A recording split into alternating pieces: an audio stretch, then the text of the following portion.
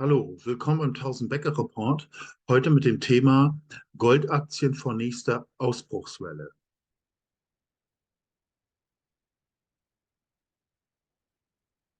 Disclaimer.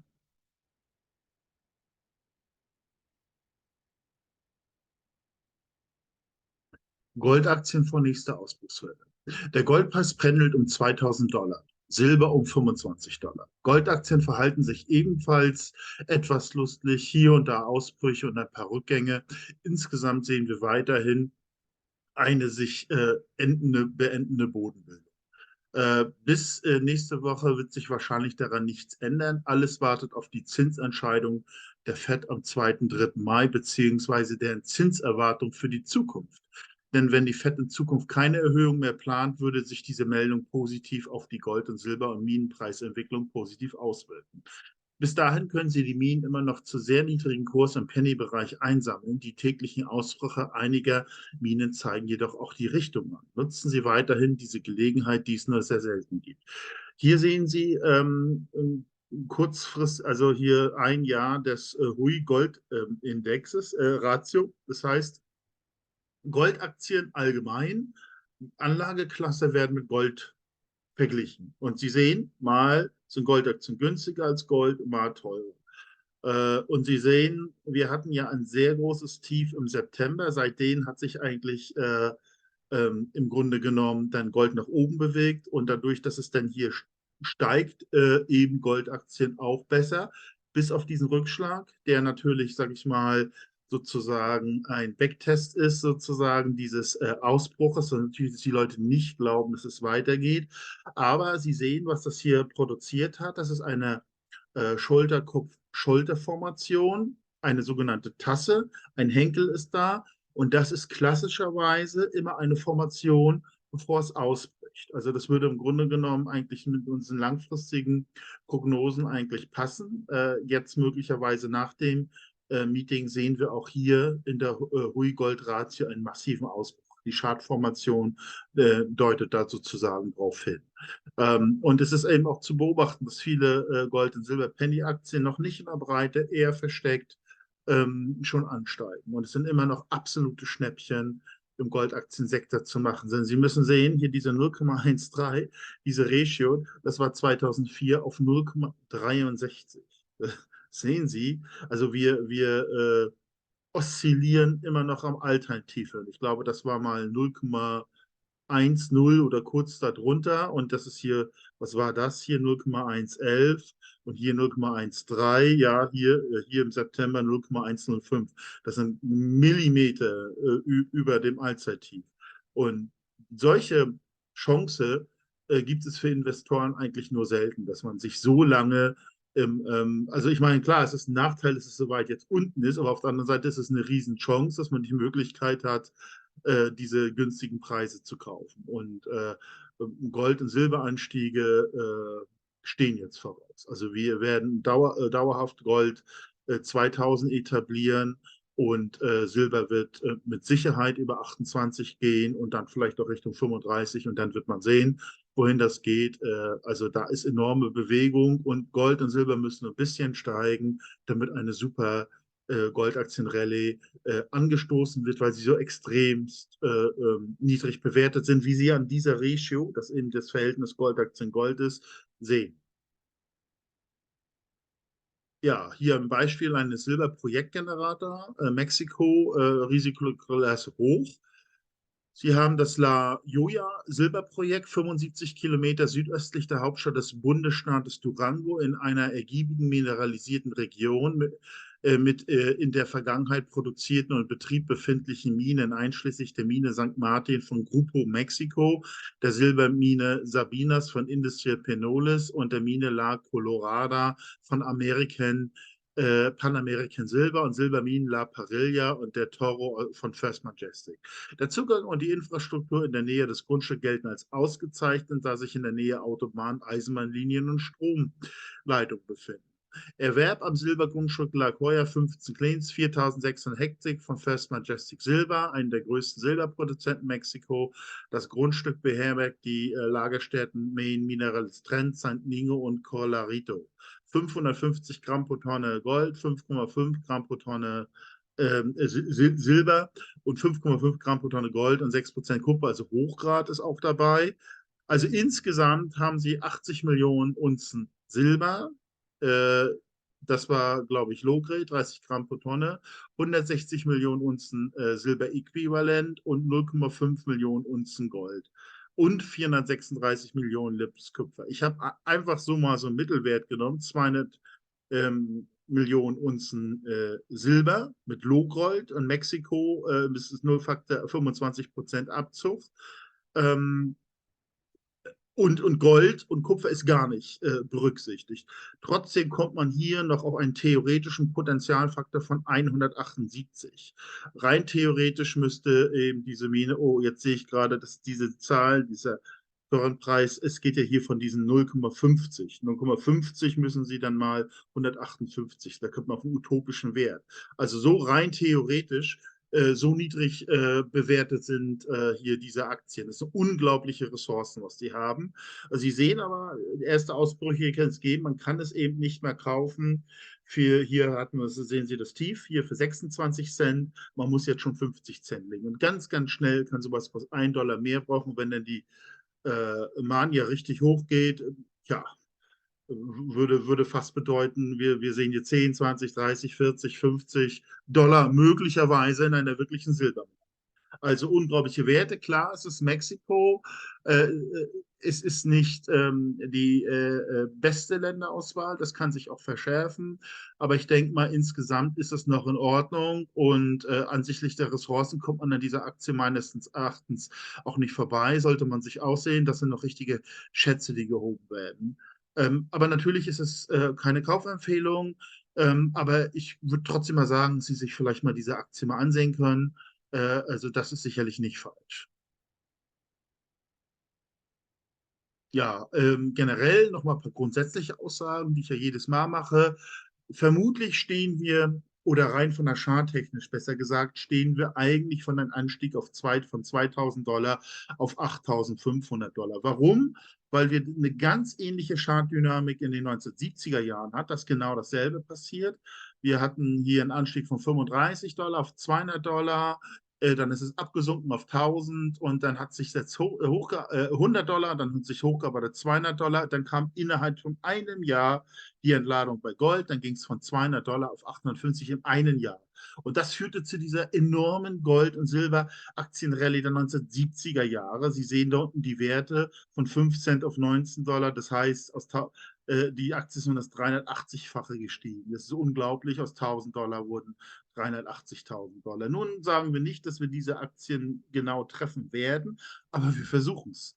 Durch Beobachtung, indem wir sie darauf aufmerksam machen, dass sie super niedrig bewertet sind, wie zum Beispiel diese eine Aktie. Das ist so ein Fall. Die hat ja im Grunde genommen vorher 26 Cent gekostet und vielleicht ist das vergleichbar am Ende mit dieser Aktie. Wir hatten ja einen Potenzialfaktor von 178 gerechnet und das war 40 Cent und diese Aktie ist hier von 20 Cent auf 40 gestiegen. Vielleicht ist das was Ähnliches, will ich jetzt nicht sagen. Das ist unmöglich zu sagen.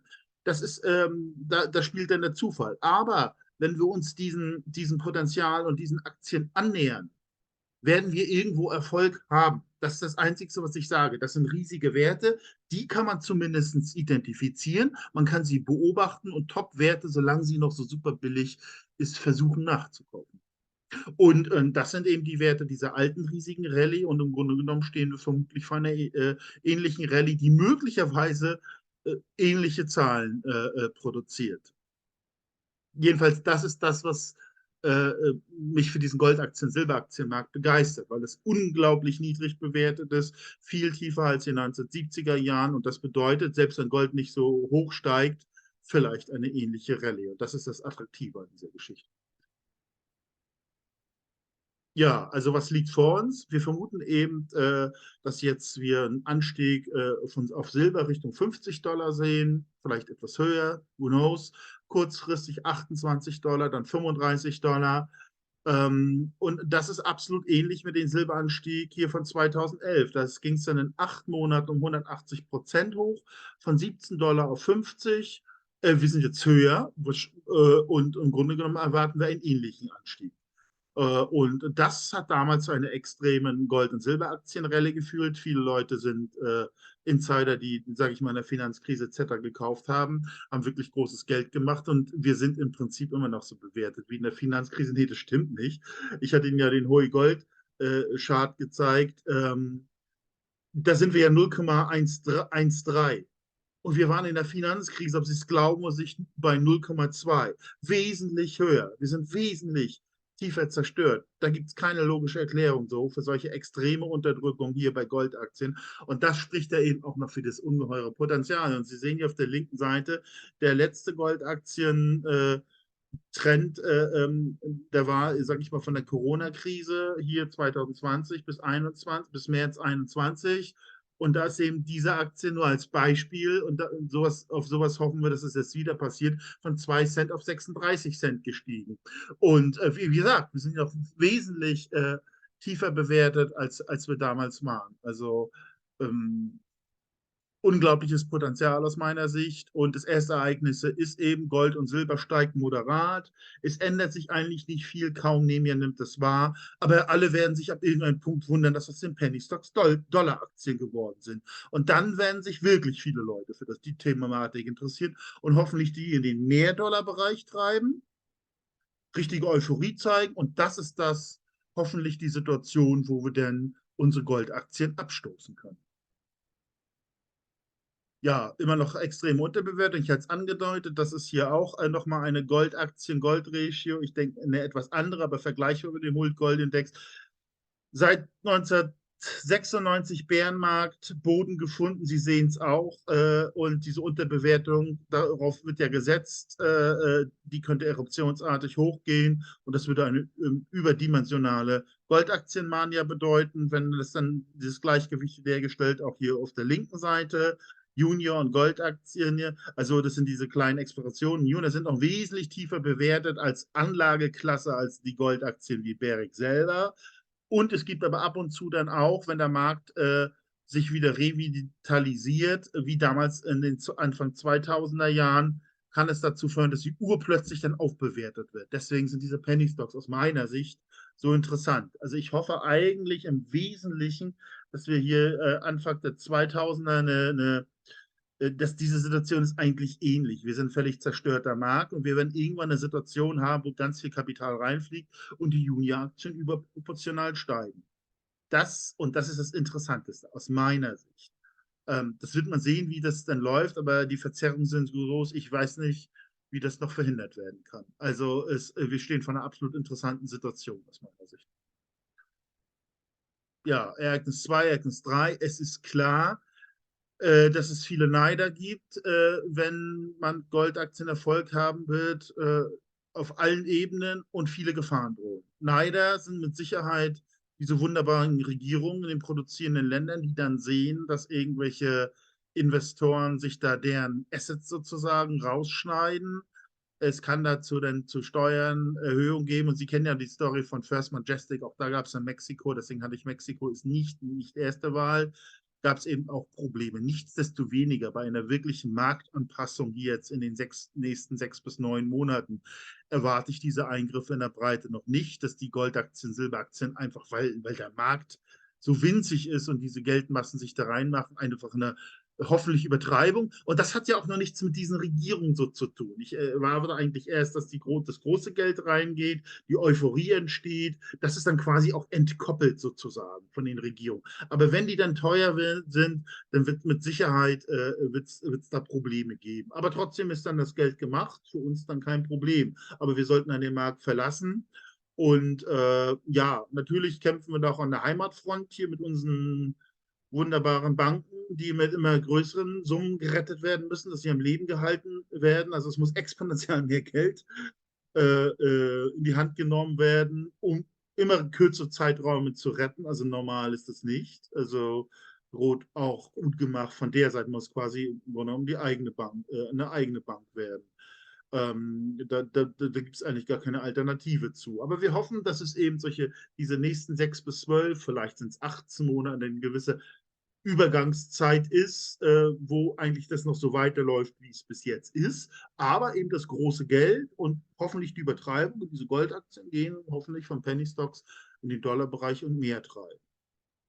So. Und das eigentlich alles. Und bevor dann diese Ereignisse heftiger werden, man könnte es systemische sein oder Eingriffe von den Minen, wie auch man das nennen will, sollte man physischen Gold und Silber im Wesentlichen sein, dann wird es irgendwie noch eine extreme Preisspitze bei Gold und Silber geben. Und die muss man dann konvertieren. Das ist im Prinzip das Ausstiegssignal in vielleicht kleine Firmen, Aktien, Top-Aktienfonds, was auch immer davon übrig geblieben ist, wie 1980. Da ist eben auch hier unten, sehen Sie die Gold-Silber-Ratio. Jetzt sind wir noch bei 1:14, 1:15. Also Sie müssen 15 Unzen Gold hinlegen, um einen Dow zu kriegen, statistischer Mittel. Im Jahr 2000 oder 1999 mussten sie 44 Unzen für einen Dow hinlegen und es ist berechnet werden, dass es dass es irgendwann reicht, einen ganzen Dow für eine Unze zu kriegen. Es gibt sogar die Aussagen, dass es tiefer geht, dass man für eine Unze sogar 2 Dow kriegt. Also sehr, sehr, sehr viele Top-Aktien für ganz, ganz, ganz wenig Gold. Das war 1980 so und es wird auch der Chart deutet es an, dass wir auch wieder in dieses Extrem fallen. Das nennt man ökonomische Depression. Das sind keine schönen Zeiten. Aber keine schönen Zeiten haben ein schönes. Wenn man Gold hat, ist man in der Lage, eben außerhalb des Bankensystems, dann kann ja auch da keinen Strich durch die Rechnung machen, absolute Top-Werte, die man natürlich im Vorfeld identifizieren muss, für zu kaufen. Das war 1980 so, da konnte man für 500 Unzen Silber ein Haus kaufen. Ich denke mal, so etwas Ähnliches, vielleicht sogar mit 250 Unzen, wird das in dieser Situation möglich sein. Aber man muss seine eigene Bank sein in dieser Situation. Da darf man von nichts abhalten. Und wir müssen einfach beobachten, wie sich das ganze Börsengeschehen dann verhält. Ja, man muss eigentlich die Ereignisse, man sollte nicht Opfer der Ereignisse werden, sondern aus jedem Ereignis das Beste machen. Wir können also nicht mal konventionell machen, irgendwo einen Sparvertrag. Das geht nicht. Diese Staatsschuldenkrise, diese Massen, diese Gelder werden ihren Tribut folgen. Das konventionelle Investieren ist nicht mehr möglich aus meiner Sicht. Man muss also Inflationsgewinner werden. Ähm, Dann diese sehr, sehr niedrigen Preise, weil das ist ja beides zusammen. Es ist ja eine Inflation und es ist eine Depression. Also es ist so quasi eine Art Magneteffekt, würde ich sagen. Ab irgendein Punkt will das Geld einfach nur noch ins Edelmetalle, weil jede andere Investition nichts mehr bringt, weil es so schnell zerfällt. Und das führt zum Tod der Wirtschaft, das ist die Depression und all das Geld will sich retten, will die Kaufkraft retten. Also die Besitzer von diesen Geldern. So, da haben wir eigentlich beides. Also durch diese Depression, das Ende der wirtschaftlichen Tätigkeit leider. Aber das führt eben zu niedrigen Assetskursen, niedrigen Häusern, niedrigen Firmen, jede Menge Pleite, aber einiges wird überleben. Denken Sie, das ist ungefähr wie so nach dem Krieg, äh, Daimler oder sonst was zu kaufen, wie das auch gemacht worden muss. Und diese Ausverkaufspreise, auf diese spekulieren wir. Und wenn wir dann genügend Gold und Silber haben, kriegen wir die auch. Das gilt für Wohnungen wie für Top-Assets. Ja, aber das ist einfach so, durch diese Anzahl dieser riesengedruckten Geldmassen, sie können sie nur noch mit den Derivaten abhalten, in den Goldsektor zu fliegen. Es will eigentlich weg. Aber es ist die Trägheit der Massen, es ist die Desinformation und es ist dieser riesige Apparat, der aufgebaut worden ist, die Leute davon abzuhalten. So, wir meinen eben, das schon im Vorfeld vorantizipieren zu können und können uns dementsprechend positionieren und profitieren. Das meine ich, von den Ergebnissen profitieren, also im Grunde genommen Inflationsgewinner werden und dann die absoluten Ausverkaufs von Top-Werten wie Häuser und so und Aktien auszunutzen, um dann umzuzwitschen. Und dann haben wir sozusagen zwei Rallyes, die wir dann ne, also quasi multiplizieren, beziehungsweise wenn man physisches geht, deswegen ist das noch eingebildet, drei Rallye. Also drei exponentielle Entwicklungen, die man multipliziert. Die Masse wird, das hat die Geschichte bewiesen, wird von jedem Ereignis äh, nicht profitieren oder Opfer werden. Das heißt, Goldaktien werden jetzt ignoriert, Gold und Silber wird zu Höchstpreisen gekauft und danach die wirtschaftliche Erholung, dass man dann Top-Aktien kaufen kann, wird auch ignoriert werden. Also die Massen kaufen erst, wenn es Schlagzeilen. Das ist jedes Mal so. Also wenn Goldaktien irgendwo den Dollarbereich geschafft haben, von 2, 3, 4, 5 oder sonst was gehen, wird Goldaktien bei den Massen ein Thema werden. Wenn Gold 8000 Kaufkraft oder sonst was hat oder Silber hoch ist, wird man davon ausgehen, Gold und Silber, nur das ist sicher, und kauft sie auch zu Höchstpreisen. Und ja, dass dann Top-Aktien absolut billig sind, dass sich Berkshire Hathaway von 1980 verzweieinhalbfacht hat und so, das wird dann ignoriert und Aktien werden dann erst gekauft, wenn die wieder völlig hochgepumpt worden sind. Und wir müssen uns eben konträr dazu verhalten.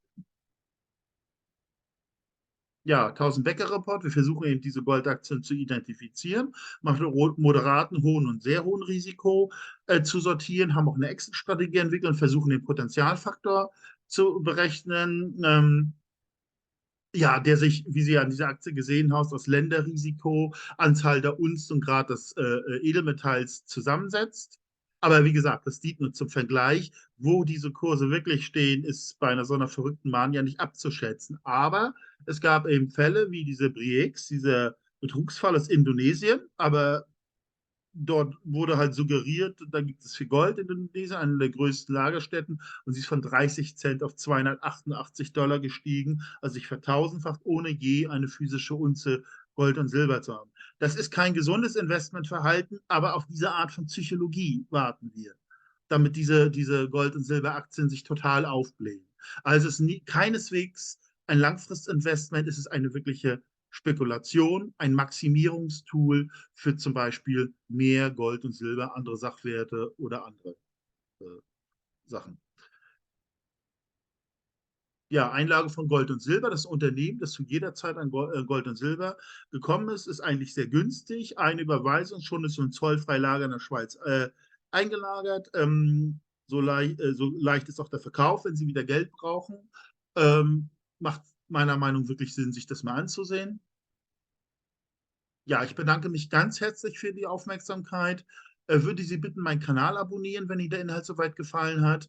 Vielleicht die Glocke drücken, dass Sie über neue Videos sofort informiert werden. Vielleicht auch ein Like geben, weil dann wird der Algorithmus das Video auch weiter an diesem Thema interessierten Zuschauern vorschlagen. Also nochmal ganz herzlichen Dank für Ihre Aufmerksamkeit und bis zum nächsten Mal.